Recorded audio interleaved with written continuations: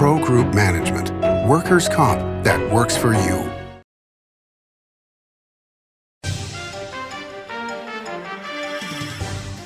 Welcome to Nevada Newsmakers. On the broadcast today, the acting Chancellor of the Nevada System of Higher Education, Dale Erquiaga, plus Regent Jason Geddes here for the whole show on an all-new Nevada Newsmakers. What do you count on? You count on your power every day.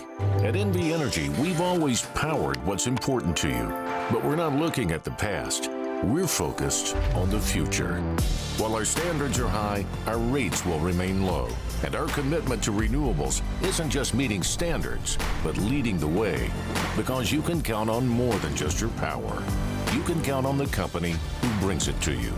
That's our promise. You can count on it. Hi, I'm Renee Summerhour, digital news anchor here at 7 at 7. Watch our streaming nonstop newscast immediately with your mobile phone. 7 at 7 is the new way for you to get every bit of local news you need in just 7 minutes. Breaking news, local neighborhood news, weather, and sports are just a click away. Reporters bring you all of what's happening in the Valley. From Roku, Amazon Fire, Apple TV, YouTube, and more. Get every bit of local news you need from the RJ and LVRJ.com. Take a look at Pro Group Management and see how your workers' comp requirements can be met head-on. By taking a proactive approach, Pro Group can assure that your company is meeting or exceeding state and federal standards. As you move forward in your industry, Pro Group moves with you, simplifying regulatory tasks, clearing the way so you can get the job done and look to your future success. Pro Group Management, workers' comp that works for you. Nevada Newsmakers Studio is located at the headquarters of the Nevada Trucking Association. Motion and purpose are a truck's greatest virtue. This is Nevada Newsmakers with host Sam Shad, a no-holds-barred political forum. Now, from the Nevada Newsmakers broadcast headquarters, here is Sam Shad. And back on Nevada Newsmakers, we are delighted to welcome to the program. I'm trying to think if you've ever been on Nevada Newsmakers per se. You've been on other shows I've done. I don't think I've been on this show. But I think it's never, well, it's only been 20 years, so congratulations and welcome. Thank you. Dale Erquiaga is the acting Chancellor of the Nevada System of Higher Education and joined by Regent Jason Geddes, also of NSHE. Pleasure to have you both here. Thanks for having me. So let's talk about, what your initial plans are looking at the legislative session. We had former Governor Sandoval on the program, who's now president of UNR and a close friend of yours. And he was saying that restoring the budget was the priority for the entire system. Your thoughts on that, and is it competition between the university system and K through 12? I would never say it's competition. We're all Nevadans and we're all in this for, I think, the same ends, but absolutely restoring the Nevada System of Higher Education budget is a top priority. Like most parts of government during the recession that was triggered by the pandemic, NSHE took pretty deep cuts and those were not restored. And so the regents, I think, rightfully approved a budget going into the next biennium that starts there to restore programs and positions lost. Because remember, NSHE, like many government agencies, it's all people. It's a human resource intensive business, faculty and staff who serve the 100,000 students who move through our institutions. So we'll start there. But there are also new programs specifically in the areas of workforce development, some support for graduate teaching assistants to help them keep pace with inflation. So I think Regent Geddes would agree that this is a very human-intensive budget. The Nevada System of Higher Education is Nevada's talent pipeline, and so it's all about people. I've been talking to people within the system over the last few days in preparation for this interview, and they talk about faculty pay raises, the furlough cuts that they had to deal with, lack of cost of living increases. Are you including all of these into your thinking? Most definitely, we're including it into the thinking. It's just a matter of where the money is and where it comes from. I mean, first and foremost, it's the students, but as Dale pointed out, our system is people, and I think 85% of our budget are faculty and staff. So we need to make sure that they're taken care of. So we'll keep arguing for pay raises, restoration of furlough, and dealing with those issues. it's always been a tough sled in the legislature for us to get any progress on those issues, but we need to keep arguing for it because they need to understand that the talent is what goes to the students, and it is that faculty and staff that develop the students and build the workforce programs and our 2 research institutions. If you look at those and you look at the costs of the Carnegie R1 research institutions, it is faculty, it's graduate students, it's postdocs, and all that needs to be funded on a competitive level nationally. As far as income goes to the various universities and colleges, one of the big sources of income was foreign students and out-of-state students. Has COVID put a giant dent in that from what you can see so far? COVID did during the first 2 years of the pandemic. Increasingly now, though, I think what President Sandoval would tell you is even legislative changes made in California and their desire to keep students home is impacting UNR's enrollment. In which way? They are keeping their students at home in California, at least that's a legislative initiative, and so I think President Sandoval would report he has seen a decline in California students enrolling at his institution. And as you see this competition nationwide, we're not the only system that was cut during pandemic, and so all systems are competing to keep their students within their state. That means that we don't have them from an out-of-state tuition perspective. Same with foreign students. We do have a number of foreign graduate students. We heard from them rather eloquently, I thought, at the board meeting in June, talking about the stipends and the levels of our stipends. And so we like to keep them here. The R1 status, the research status, is really important to that. They want to come here, so they are studying with some of the best professors in the world, frankly. But it's always a game of competing with other systems. You have a lot of experience dealing with the Nevada legislature. When Jim Rogers was chancellor, he wanted everything that was as far as negotiating with the legislature to go through him. Do you see yourself as the lead force, or do you want to see all the various presidents of the universities and community colleges going in as a team? How do you see that playing out? So it's interesting. The chancellor is, according to the board's code, the representative to the governor and the legislature. But I've been around that building enough to know that yes, you have. The sum is greater than the whole is greater than the sum of its parts, however that expression goes. We want a team. Our presidents are all exemplary. They do a great job. They understand their campuses, and our campuses are very unique. So to assume that only one person could go speak for institutions as different as the Great Basin College, which serves rural Nevada, and UNLV really isn't very wise. We will have a coordinated effort. We'll ask our faculty, we'll ask all students to come with us. We are already planning regular briefing calls. This is a very important session for the future, not just of the system, but of the state. Nevada, as you joke, I have been around a very long time in a number of jobs in state government and at the Clark County School District. And this is one of those watershed years. If we don't get it right coming out of this pandemic, we'll pay the price, certainly for the rest of my life and probably into that of my grandchildren who are now in the system here. Right. Go ahead. I was just going to say, I mean, it's important that all 8 presidents are there supporting Dell and answering questions for their institution. And really the students, as much as anything else, you know, back in the recession when the students came to session, that's what the legislators wanted to hear from, was the students and what they were talking about. But the presidents need to be there. It just needs to be the message with Dale, not necessarily through Dale, but with Dale, so that we don't have a president running over here doing, asking for this and another president asking for this that isn't part of what the board and the chancellor have agreed upon. Okay, so really a coordinated effort. Yeah, absolutely. We're seeing, you know, or have seen up until this point, $1 billion surplus in the system, which looks wonderful until you look at what's happening with interest rates and what's happening with the Fed. What are your concerns about what that's going to do in terms of legislators being nervous about spending what potentially could be quite a lot of one-shot money, because both UNLV, UNR, Nevada State College all want buildings? Yeah. So I think Regent Geddes and I were just discussing this. I think it'll be easy to build buildings, but the state will wish to keep a rainy day fund, maybe a substantial amount more than is statutorily required. But we will all need, anyone at the legislature, I think, will need to make the case for programs that might be a one-shot, that supplemental money, a program that might be driven as a grant or something that could be evaluated at the end to be determined if it would be continued. That's not good news for personnel. You can't hire people on one-shot money. Right. You can't give raises that then become part of base because they get taken away.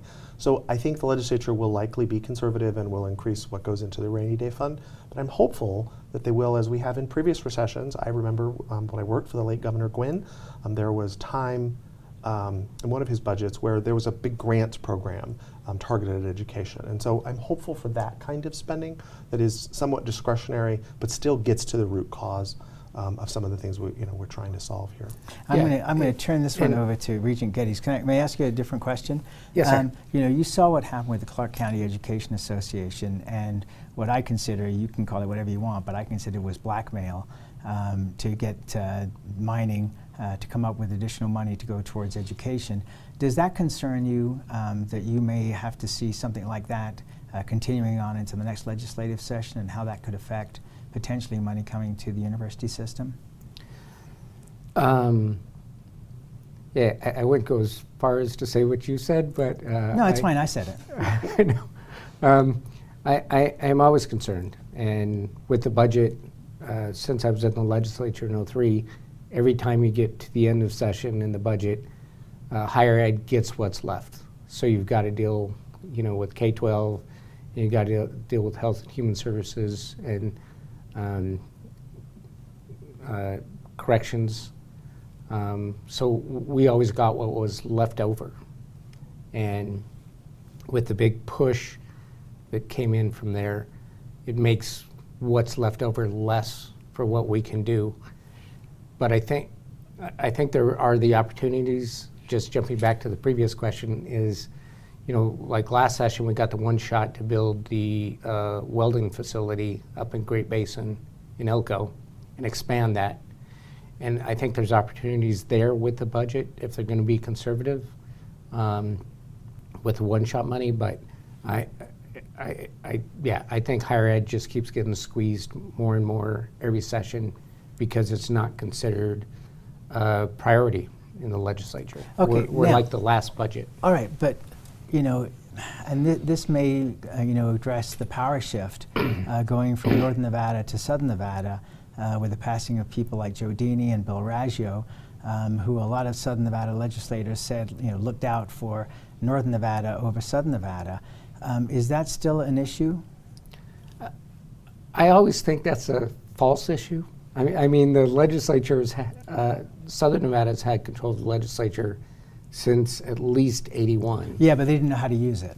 That's not our problem. I understand that, but I mean, I'm just making I'm making a point. They're over 72% of the legislature, and they're over 70% of our body, and I don't know why that becomes a problem for us. I remember one legislator blaming Bill Raggio for putting the medical school in Reno, which occurred 6 years prior to him being elected to office. So there's a lot of, I think, just blaming Northern Nevada. Do you think it's as intense as it was? Because it seems like some of the louder voices have gone away, some by passing and some by just not being in the same positions of influence. That and the turnover. I'm just stunned at the turnover. I mean, I think going into this session, there's about 33% new legislators. Yeah. And last session, it was 25%. I mean, I didn't go in the building the last two sessions, but I don't recognize most of the people there. I personally think that term limits was the worst thing that ever happened to the state of Nevada. Terrible. And my good friend Sig Rogich led that charge, and I love him anyway, but still. All right, let's take a break. We'll come back more talking about the Nevada system of higher education after this time out. For now, abortion is legal in Nevada, but Adam Laxalt wants to change that. He called Roe versus Wade a joke. Roe v. Wade was always a joke. Electing Adam Laxalt means giving Mitch McConnell the power to pass a nationwide ban on abortion that would overturn Nevada's abortion protections. Adam Laxalt has shown us who he is on abortion. We should believe him. SMP is responsible for the content of this ad. Modern boutique Ahern Hotel and Events Center in Las Vegas. Host meetings and events on 2 floors. Stay in luxurious rooms and suites. Unlimited branding opportunities. Regional Italian cuisine by Chef Mark Segrisi. Flexible event spaces. Full buyout options. Visit ahernhotel.com today. The 10th annual Nevada Newsmakers Goes to Washington is brought to you by the Regional Transportation Commission of Washoe County, your RTC, our community. Pro Group Management, workers' comp that works for you. University Medical Center of Southern Nevada. Compassion, accountability, integrity, respect. The Nevada Mining Association, mining a better future for Nevada. And NV Energy. NV Energy proudly serves Nevada, providing electricity to 2.4 million electric customers. This is Nevada Newsmakers. And back on Nevada Newsmakers, we continue our conversation with the Acting Chancellor of the Nevada System of Higher Education, Dale Erquiaga, and Regent Jason Geddes. I want to ask you a question that somebody sent to me after they saw you on the guest list. And I thought it's a great question to ask because you'll have a terrific answer for it. But they said, you have tons of experience in all these different areas. You've had lots of different jobs over the years. Most of your experience has been with K through 12. Correct. First of all, what do you consider your greatest accomplishments in that career up until now? Oh, gosh. Name 1 or 2.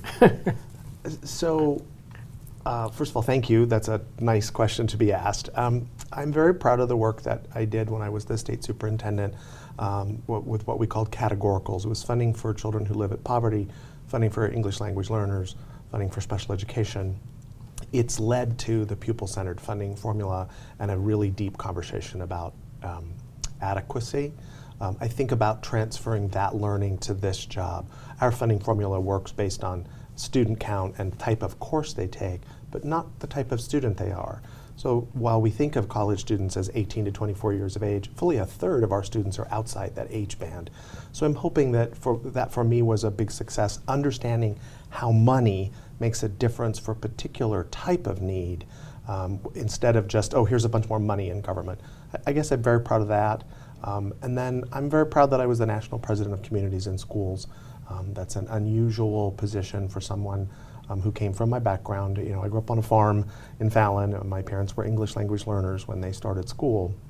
And so to get to that level, I'm very appreciative of that opportunity. And again, makes me think about the type of student that we serve today. And it's just a different world from when I started at UNR, and I started at UNR 41 years ago. Right. So it's nice to come full circle and be in this place.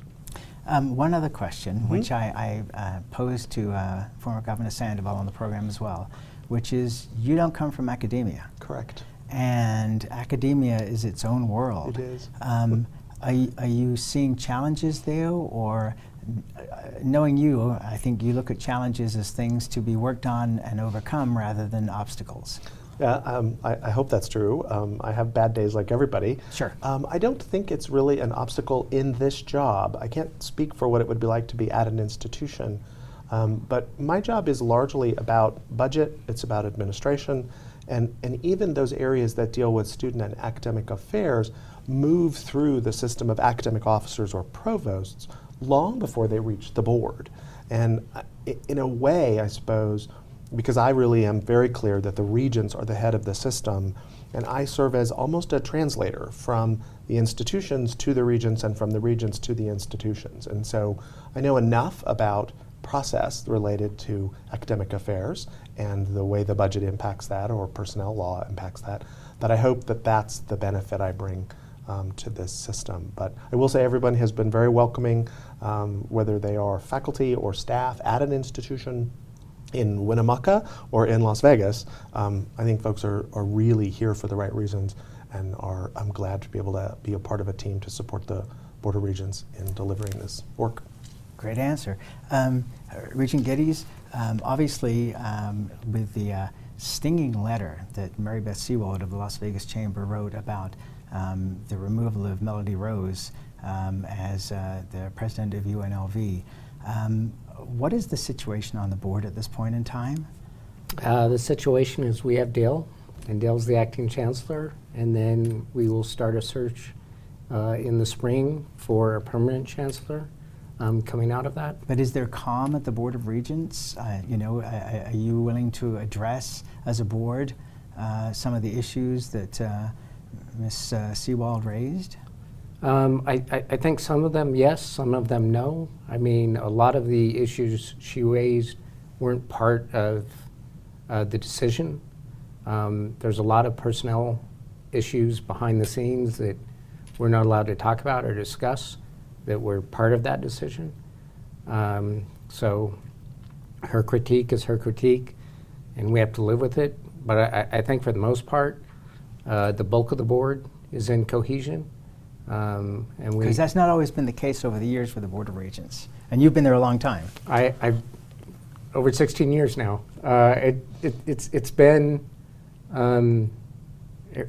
actually ever since Jim Rogers, it has been a cohesive board up until the last few years, I would say. And now it's kind of broken up a bit, but I think with Dale in place and the presidents that we have in place, it feels a lot more together than it has for the last few years. We'll see what the legislature does to us, of course, but yeah. Right, and on that note, we'll take another break, and we'll be right back. With Nevada's only transplant center and verified burn center, the science is here. With award-winning cardiologist and the state's only dedicated heart failure clinic, the talent is here. With Nevada's most advanced robotic surgery, the technology is here. And with the Silver State's only designated pediatric trauma center, hope is here. All because we are here. UMC.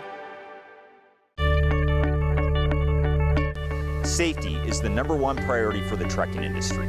Over $7 billion a year is spent on technology like this electronic eye that will apply the brakes automatically. But the most important factor for safety is the truck driver. These hardworking men and women who safely move over 70% of our nation's freight and 94% of Nevada's. We thank you because trucks move America forward. Southwest Specialties has been making the homes and businesses of Nevada beautiful for more than 20 years. Their experienced designers and craftsmen create the walkways, backyards, water features, and a variety of outdoor cooking areas that add curb appeal and value to your investment. Call today or visit them at their website and see how they can make your outdoor spaces special. Southwest Specialties, creative, distinctive, beautiful. Pro Group Management is the place where companies can find workers' comp solutions that are designed to meet their specific business requirements. As regulations evolve, Pro Group takes a proactive approach to clear the path to make sure your business stays ahead of the curve. Knowing your workers' comp program is optimized, you can focus on other important matters related to your growing business. Pro Group Management, workers' comp that works for you. This is Nevada Newsmakers. And back on Nevada Newsmakers, we continue our conversation with the Acting Chancellor of the Nevada System of Higher Education, Dale Erquiaga, and Regent Jason Geddes. By the way, because the Regent mentioned a search, are you interested in the full-time position? No. No. Because your previous job is gone already. They're advertising for somebody to replace you. The center is already going to replace me. I will retire at the end of this job. My arrangement with the board was that I would be acting chancellor, and acting in the NSHE system means you're not eligible to apply, and that was intentional on my part. This is my last job in public service. No matter what they offer? They do? No, they won't. They'll find the perfect person. Okay. Do you have concerns about more unionization within the system? So 3 of the institutions currently have collective bargaining, and I know there is great conversation among those institutions and their representatives with the faculty senates. They've proposed an amendment to the code, and so we'll deal with that. They're also proposing legislation, so it's a little hard for me to know what to recommend to the board, whether to take up the code first or the legislature first, but it's all part of the process. The institutions deal with that far more than the system level, so I'm ready to see what the regents do. This will be the final question here. We've got about 30 seconds, we'll pose this to Regent Geddes. The future of NSHE. I mean, there's been discussion about dissolving the board. You're very well aware of that. Do you think that's going to happen, or do you think you guys can survive? I'm assuming the legislature is going to pass SGR 7, and it's going to go to the voters, and we'll see what the voters do. The question I've been asking for several years is, what's next? What do you anticipate next? If you want to make the board appointed, fine, but what is the end game? And I've never gotten an answer from legislators as to what they want to do after pulling the board from the Constitution.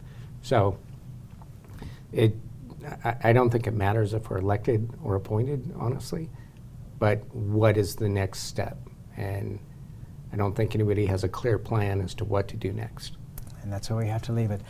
Please come back soon. And obviously we have lots to talk about during session, and we'd love to have you do that with us in Carson City. Thanks for having us. Thanks both for being here. We really appreciate it. Thank you. And we'll be right back. Ahern Rentals began as Signal Gas Station on Las Vegas Boulevard. Founder John Ahern grew the business by offering rentals. His son Don built on John's legacy, growing Ahern Rentals into the largest independently owned American rental company, with 89 locations in 30 states. Don also brought his experience and vision to equipment manufacturing with Extreme Manufacturing and Snorkel. Today, Ahern Rentals continues to bring its family values to a new generation. Learn more at ahern.com. Like a traditional handmade basket, retail is woven into the fabric of life in Nevada. From big box to mom and pop, retail supports our communities in countless ways. Jobs for the disabled, team uniforms for kids, help for the elderly, and so much more. Retail employs over 1 in 10 workers. Retail supports Nevada, and we support retail. RANNV.org. The Nevada Builders Alliance has been protecting the interests of the construction industry for over 50 years. Our programs save members thousands of dollars every year and allow them to provide much-needed benefits to their employees. Our industry also allows Nevada to grow. If you're thinking about a career in the construction industry, reach out. And if you haven't thought of a career in construction, what are you waiting for? We are the Nevada Builders Alliance. The 10th Annual Nevada Newsmakers Goes to Washington is brought to you by the Regional Transportation Commission of Washoe County, your RTC, our community. Pro Group Management, workers' comp that works for you. University Medical Center of Southern Nevada. Compassion, accountability, integrity, respect. The Nevada Mining Association, mining a better future for Nevada. And NV Energy. NV Energy proudly serves Nevada, providing electricity to 2.4 million electric customers. Just want to say a quick thank you to all of our sponsors for Nevada Newsmakers Goes to Washington. Without their help, we would never be able to do it. So thank you to all of you, and please come back next year and sponsor us again. Thanks again for the help.